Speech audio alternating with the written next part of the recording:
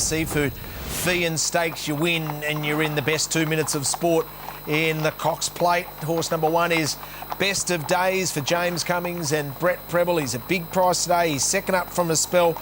He can handle Moonee Valley. He handles a little cut in the track. He worked stylishly on Tuesday morning with Alsoni. He ran just a touch over 25 seconds the last 400 metres. He ran well in the Lawrence Stakes. He's going to run a good race. Whereas Bruce, Streets of Avalon, interesting to see the tactics here for him at a mile. Yeah, didn't lead last week. And Richo, he's got exactly the same races into this year's Feehan as last year's Feehan, with about the same results. His best form has been in the autumn. There's always a little query with him at 1,600 metres. I'd be surprised if he were to win today. I think the Chosen One can win. I think he can run a huge race here. Damien Lane's won it twice with Bonneval and Humidor. Bonneval was first up from a spell like this guy in the same stable back in 2017. Blinkers go on. Works stylishly during the week. I think he's a really interesting runner. And then, Michelle, we get to Superstorm. He was the one that caught the eye in the Lawrence. He was just so impressive first up, Richo, and he was back last, just came into the race beautifully. It was a perfect first up run for him. He's 3 weeks between runs from that race, and I think from barrier 5, if Ollie can just stay one off the fence and keep him in a position where he wants to come into the race when he can, I think he's going to be very hard to beat. Damien Oliver's won the race on 4 occasions. He's chasing Harry White with 6. Sound will get warmed up late, so will probably Chapata. That's why they're a big price. Both the Mike Moroney stayers 5 and 6, whereas Bruce, non-conformers can be a factor. Only the one run at the Valley. He was dynamic, Richo. The Alistair Clark, remember where he absolutely blew them away? You feel like now's the time. We've been waiting to see him have a big preparation. I reckon this is the spring where he's either going to do it or he's not going to do it. Fair point. Shot of Irish probably wanted more rain. We know how brave he is. Scotty Brunton from Tassie puts him on the speed. Talia Hope's got a huge opportunity for a group win here with Shot of Irish. He'll be brave, and I thought he was terrific behind Viral on a good track. That is Shot of Irish. And then, Bruce, we get to Dawn Patrol. He ran in that international stakes. That's the race that Johannes Vermeer and Yucatan have won in the past. He's a half-brother to a Derby winner. He was beaten by Cadillac, who failed in a Group 1 in the USA at his next start, but True Self was behind him. He is a quality horse. He is, and Jai McNeil in those colours, Richo, eh? And here's Port Guillaume, who we talked about a moment ago. Gee, it's a big day for Ben and JD, isn't it? I mean, they've had that winner earlier today. If they were to produce this bloke to win, what sort of a shot on the arm would that be for the young boys? Yeah, it's a really good point. He's been in Australia, came out last spring. He didn't get to start last spring, so he's had a long time getting ready for this. Port Guillaume. Elephant, he's unbeaten. He's got great acceleration. Michelle's touched on that. But he's got to go from a benchmark race up to a weight for age group race. A bit like Bruce Guillotine did way back in 2008, who came off an Adelaide benchmark race. Michelle, here's Realm of Flowers. I love this horse, Richo. I thought her win in the Andrew Amsden was just so impressive, and she's such an exciting horse to see how she comes back today from a Melbourne Cup perspective. Whereas Sierra Sue is probably suited today. If she doesn't beat them today, she's got a lot in her favour. I think she does. She's just in such great form. She's drawn barrier 2, so Johnny's going to need a bit of luck from that barrier. It's got to be a very interestingly run race to see how it all pans out. I don't think there'll be much speed. Checked in, Dawn Patrol was around $16. The money is coming. He's in around $7.50 now. Yes, he is, Richo. I thought that might have been how it was when the markets opened up on Monday, and it wasn't. It went the other way, and it's been drifting. But now the money's come in a big way for him, and he's the fascinating runner. I'm not that keen on the Lawrence form, with the exception of Superstorm, so I'm looking to the fresh blood. So I'm with the Chosen One, but a real big watch on Dawn Patrol. I think they're the two that I really want to be with, both today and going forward out of this race. Superstorm's the other one in the mix for mine, but I'm with the Chosen One, but this money's made me very scared with Dawn Patrol. And Dawn Patrol, Dean, just outline out to our audience, he didn't come through the normal system, so he went to Mickleham. So they brought him out earlier. He raced on the 26th of June. He goes to the Mickleham facility where you can't work your horses. You can only walk them. This will be an interesting change to the spring. Yes, and he had a quarantine session, obviously, in Europe, and then 2 weeks. Speaking with Lloyd Williams, he was extensively hand-walked in the quarantine facility, but he had a really strong base fitness. Joseph O'Brien had put on him before he made the flight over. So they're hoping, both with him and Cormorant in the last race, that it'll be enough to get them through today and then build off today's race. Bruce, I reckon he'll sit towards the rear. Maybe this will be too short for him, but he's an interesting runner. Oh, fascinating, Richo, and the pattern of racing, probably not against him today. I'm going with Superstorm. I just think at the mile, Richo, placed in an Australian Guineas, placed in an All-Star, placed in a Toorak. I reckon this is his race. I agree with you. He's my top selection. I thought Dawn Patrol is the value in the race. Who's the market mover, Finchy? Yeah, it's been the biggest plunge of the day, Richo. It's Streets of Avalon. It's $20, and from last time we spoke, $9. It's coming again to $7.50. So money's pouring in for number 2, PointsBet market mover, Streets of Avalon. Wow, that would be a surprise. Here's Shot of Irish. Talia Hope, a big opportunity for her, Michelle. Who would you like to be riding? I was really taken by Elephant. I thought he looks really fit and well, and I just think there might be a little bit of a change in the tactics here, and he might get a nice soft race on speed. Clam Seafood, Feehan Stakes. It's a golden ticket into the WS Cox Plate. Who wins that golden ticket? Here's Matt Hill. Favourite drawn barrier 1. Streets of Avalon agitated. They're ready. Set to jump. Racing. Superstorm away fairly. Shot of Irish out well with Elephant. Streets of Avalon. Sierra Sue is right up there in the early stages. Not far away Chapata. Then Best of Days. Nonconformist from a wide alley surges forward. Tries to get ahead of midfield. Superstorm's making up ground the fence. They hit that bottom turn. 1300 to go. Streets of Avalon leads the Feehan by a length. Shot of Irish working up. Elephant third from Sierra Sue, out deeper Nonconformist, a length Best of Days. Then Superstorm and further back Chapata, the chosen one. Port Guillaume next the fence, and then Dawn Patrol, second last Realm of Flowers. Last along the rails is Sound. Streets of Avalon the leader, 850 metres to go, fills up the lungs, letter neck. Shot of Irish second, a length and a half Nonconformist, 3 wide the trip. Sierra Sue the centre, Elephant fifth the rails.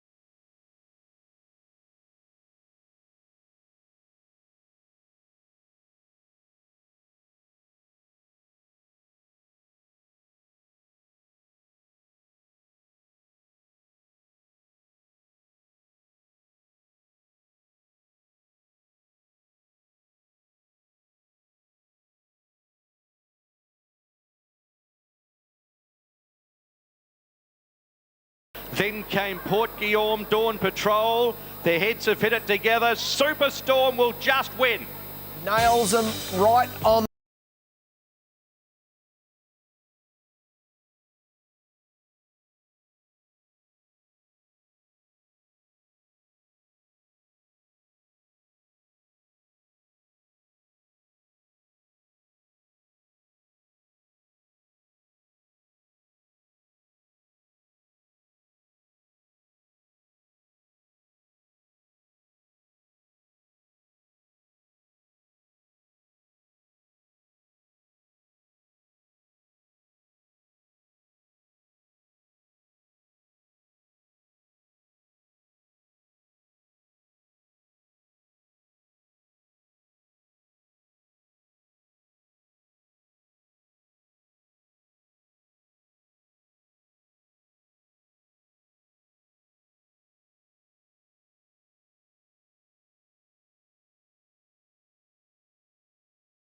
It really opened up for Elephant, who was fantastic, but Superstorm, was just too dominant on the day. A big win there. So 15 starts, 3 wins for Damien Oliver, number 5 in this race. Bruce, is he a legitimate Cox Plate contender, or is he more of the mile? Will he stick towards the mile trips?